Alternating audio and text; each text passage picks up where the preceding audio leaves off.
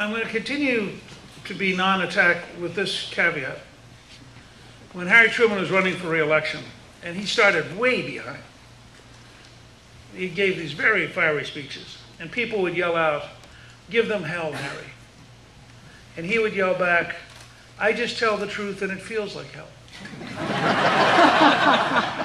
President Obama's record is so bad, and his ideology is so radical, that if you just tell the truth, you don't need to attack much.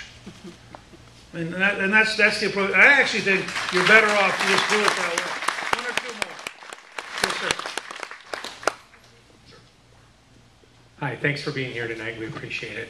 Each member of Congress is paid $174,000 a year. They get free health insurance for life once they leave, and I think part of their salary or all of it.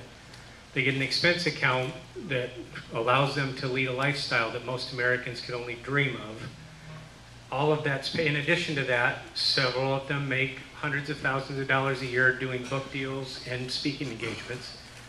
Knowing that that's all supported by taxpayer money, and that the average American household makes less than $50,000 a year, do you think that's reasonable? And if you were president, if you don't think it's reasonable, what would you do to change it?